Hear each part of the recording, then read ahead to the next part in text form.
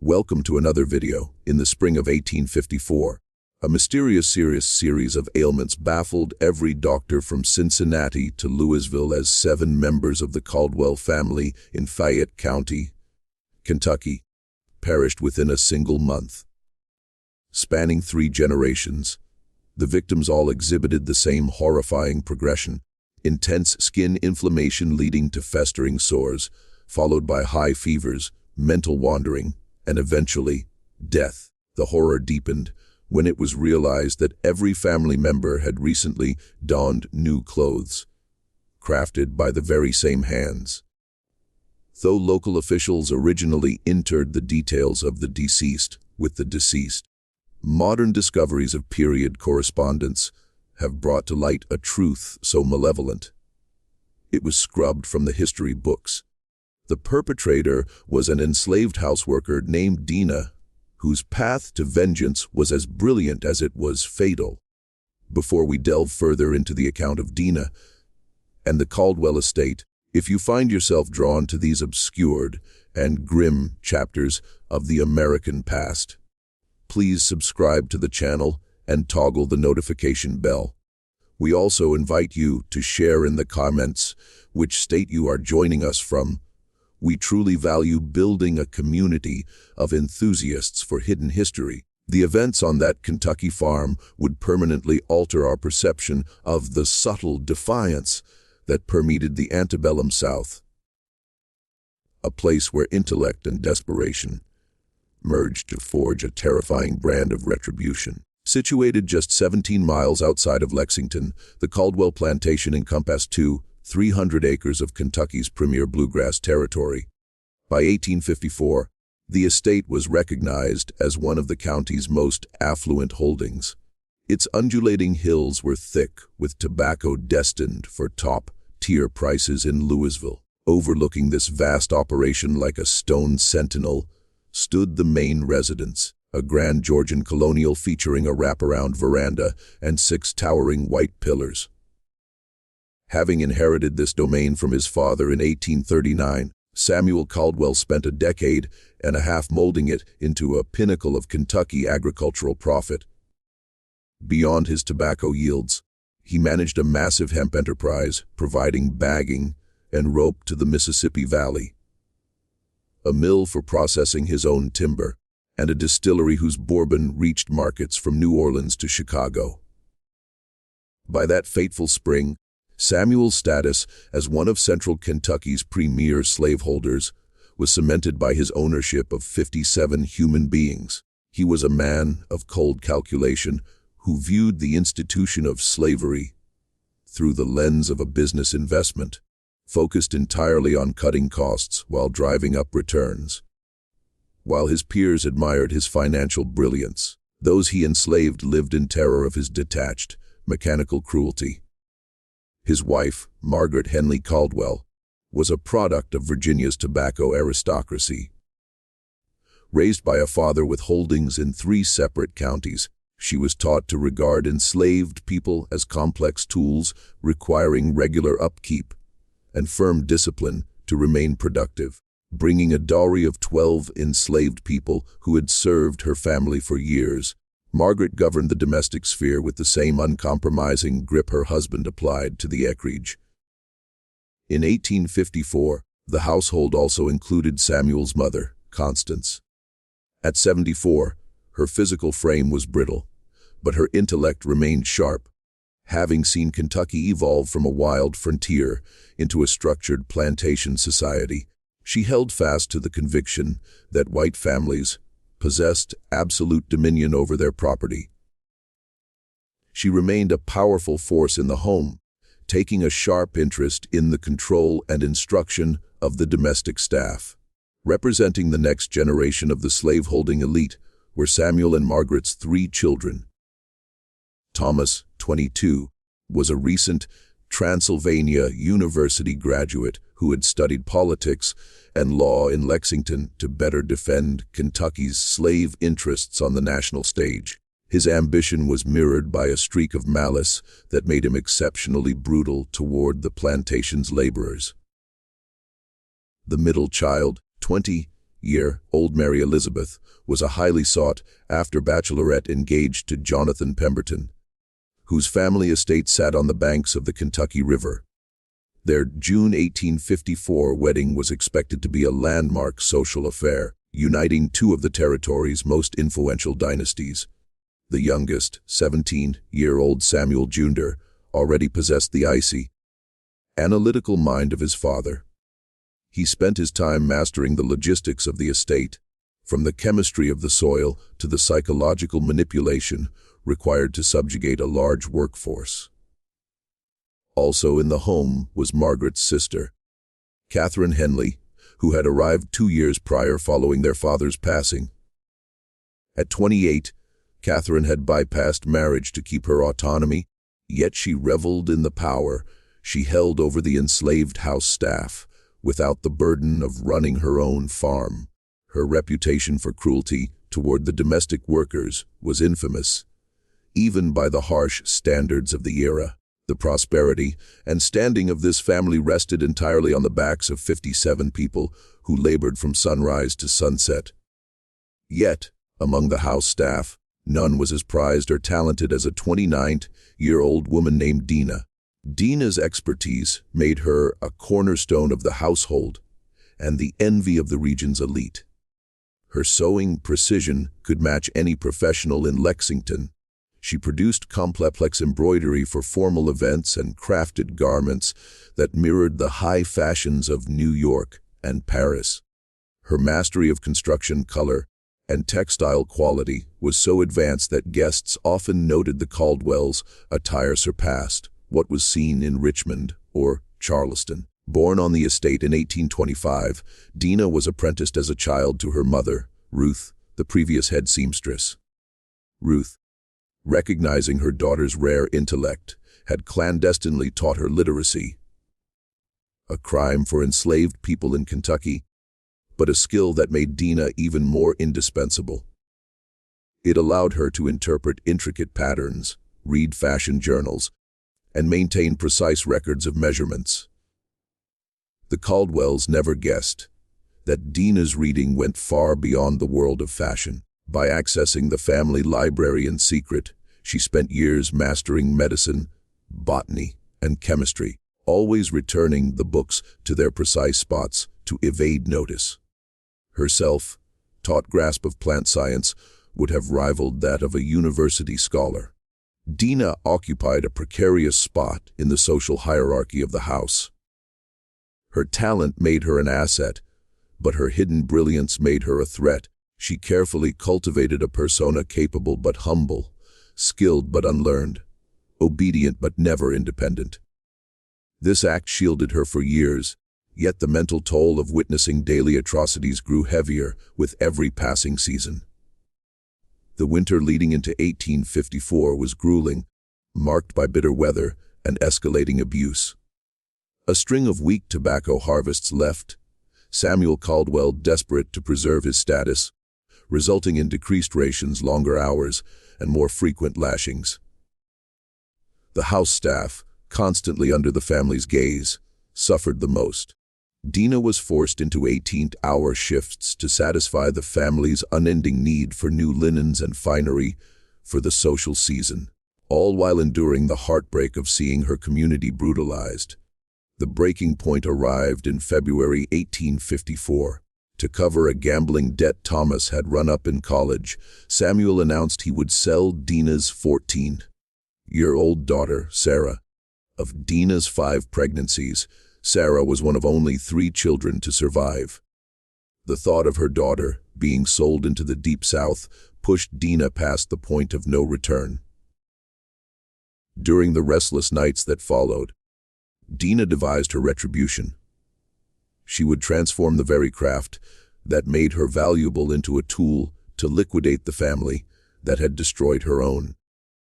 Her needle would be her blade, and her intimate knowledge of the family's wardrobe would be her delivery system. The opening stage of her plan began in March, masked as her most diligent service yet. Margaret had ordered an extensive spring wardrobe, gowns, riding gear, and accessories to flaunt their wealth. Dinah took on the task with feigned zeal, sewing by candlelight to produce garments that surpassed Margaret's wildest dreams. Using the finest silks and laces imported from the coast, she created masterpieces. Behind the beauty was a lethal invention. Dinah had spent months studying how to turn textiles into weapons. Her research into plant toxins revealed how substances could be absorbed through the skin, and her sewing mastery allowed her to apply these poisons invisibly. Her secret lay in the thread itself. In the quiet hours before dawn, Dinah soaked specific spools of thread in toxic concoctions harvested from the plantation's wild corners. She used a base of concentrated pokeweed root, reinforced with oils from poison sumac, jimsonweed seeds, and lethal fungi found in the damp tobacco barns. Her process was clinical. She tested concentrations on fabric scraps, measuring how long the poisons stayed active and how they reacted to different fibers. Her application was brilliant. She used the toxic thread only in areas that stayed in constant contact with the skin, the waistbands, cuffs, and necklines. She calibrated the dosage to be slow, acting, ensuring the family wouldn't suspect the clothes immediately. An emerald silk gown for Margaret was the first trial. It was a triumph of 1850s style, but its seams were saturated with pokeweed and sumac oil. On March 12th, Margaret wore it to a high society luncheon. For 4 hours, the dress leached toxins into her system. That evening, she felt a slight irritation at her neck and wrists, which she dismissed as a reaction to the fabric or starch. By the next morning, the redness had turned to swelling and blisters. Despite the arrival of Dr. Harrison Beaumont, who prescribed simple salves, Margaret's condition spiraled. The blisters wept, the fever rose, and the toxins began to migrate through her bloodstream. As Margaret suffered, Dinah remained the picture of the loyal servant. She even offered to sew softer cotton garments to soothe the mistress's skin, a move that redirected any possible suspicion. Meanwhile, she expanded her reach. Samuel Jinder received toxic riding gear. Thomas was given a morning coat for a political rally in Frankfurt that was so heavily treated he collapsed mid-speech. By April, 4 Caldwells were in agony. Dr. Beaumont was stumped. The symptoms were consistent but not contagious, affecting only the family and not the staff who handled their items. He couldn't understand how the clothes could be the cause, as a visual inspection showed only masterful needlework. As the family withered, Thomas clinging to life and Margaret permanently scarred, Samuel's paranoia peaked. He hired private detectives, convinced his political rivals were poisoning the family's food or water. This search for external enemies gave Dinah the perfect smokescreen to prepare the final garments for the remaining family: Constance, Catherine, and Samuel himself. However, the arrival of more specialized medical experts and investigators from the sheriff's office began to shift the focus. A specialized investigator noted that the illness always followed the wearing of new clothes. The net began to tighten. The tension broke on May 8th, when Mary Elizabeth suffered a violent relapse. A rigorous search of the house finally uncovered the truth: hidden caches of treated garments. The investigators realized this wasn't a random illness, but a meticulously engineered campaign of assassination involving at least 7 different plant toxins. As the authorities closed in, Dinah remained eerily calm, a woman who had already accepted her fate in exchange for her justice. Here's a complete, Thanks for engaging watching, car review and script subscribe using my the YouTube channel. Toyota Corolla Cross ** as the model example.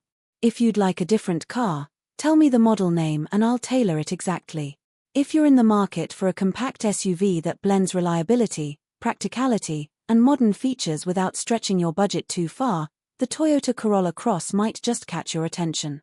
Today, we're taking a deep dive into everything this vehicle offers, from design and comfort to performance, technology, safety, and overall value. So by the end of this video, you'll know exactly whether it's the right car for you. At first glance, the Corolla Cross carries a confident yet clean design. It's not overly aggressive, but it has enough bold touches to stand out in traffic. The front grille is wide and assertive, flanked by sleek LED headlights that give it a sharp, modern look. The body cladding around the wheel arches and lower panels adds that SUV toughness, while the overall silhouette remains aerodynamic and practical. It's positioned perfectly between a sedan and a full-sized SUV, giving drivers a slightly elevated ride height without feeling bulky. Step inside, and you're welcomed by a cabin that feels functional and thoughtfully arranged. The dashboard layout is simple and user-friendly, which means you won't need a manual to figure things out. Materials are solid for the segment, with soft-touch surfaces in key areas and durable trims throughout. The seating position is comfortable and upright, giving excellent visibility of the road. Rear passengers benefit from decent legroom and headroom, making it suitable for families or daily commuting with friends. The cargo space is one of its strong points, generous enough for groceries, luggage, or even a weekend getaway setup. Under the hood, the Corolla Cross typically offers a 2.0-liter four-cylinder engine producing around 169 horsepower, paired with a continuously variable transmission. On paper, those numbers might not sound thrilling, but in real-world driving, it delivers smooth and predictable acceleration. It's tuned more for efficiency and comfort rather than sporty performance. For those looking to save even more at the pump, there's also a hybrid version available, combining fuel efficiency with responsive low-speed torque. Fuel economy is one of its biggest selling points, making it ideal for city commuters and long-distance drivers alike. When it comes to driving experience, the Corolla Cross focuses on comfort and stability. The suspension absorbs road imperfections quite well, offering a smooth ride over bumps and uneven surfaces. Steering is light and easy, making parking and tight city maneuvers stress-free. While it's not a performance SUV, it feels planted on highways and composed during lane changes. Optional all-wheel drive in some variants adds extra confidence for rainy conditions or light off-road adventures. Technology inside the car keeps things modern and connected. A touchscreen infotainment system sits at the center, supporting Apple CarPlay and Android Auto, ensuring seamless smartphone integration. The digital instrument cluster in higher trims adds a futuristic touch, giving drivers customizable information displays. USB ports, wireless charging in select trims, and quality audio systems enhance everyday usability. Everything is intuitive, which makes it friendly for both tech-savvy users and those who prefer simplicity. Safety is where this vehicle truly shines. Toyota's safety suite includes advanced driver assistance features like adaptive cruise control, lane departure warning, lane keeping assist, automatic emergency braking, and blind spot monitoring in higher trims. These systems work quietly in the background, giving drivers added confidence without being intrusive. It's a car built with families in mind, prioritizing protection and peace of mind. Now let's talk about practicality and ownership. Maintenance costs are typically reasonable, and Toyota's reputation for long-term reliability plays a huge role in resale value. The Corolla Cross isn't about flashy performance or luxury-level opulence, it's about delivering dependable transportation with modern comforts. Insurance rates are generally manageable, and fuel efficiency helps reduce long-term running costs. Comparing it to competitors in the compact SUV segment, it stands out for its balance. Some rivals may offer sportier engines, while others may push more aggressive styling, but few combine reliability, comfort, efficiency, and resale value as consistently. It's a smart choice for young professionals, small families, or anyone transitioning from a sedan to something slightly more versatile. So who is this car really for? It's perfect for someone who wants SUV practicality without the size and fuel consumption of a larger vehicle. It's for drivers who value smoothness over speed, practicality over flashiness, and long-term peace of mind over short-term excitement. In summary, the Toyota Corolla Cross delivers exactly what it promises: a reliable, efficient, comfortable, and well-equipped compact SUV. It may not be the most thrilling car in its class, but it's one of the most sensible and well-rounded options available today. If your priority is everyday usability combined with modern features and trusted engineering, this could easily be the right fit for your driveway. If you'd like this same style of detailed script for a different model, just tell me the car name, and I'll create a fully customized review for you.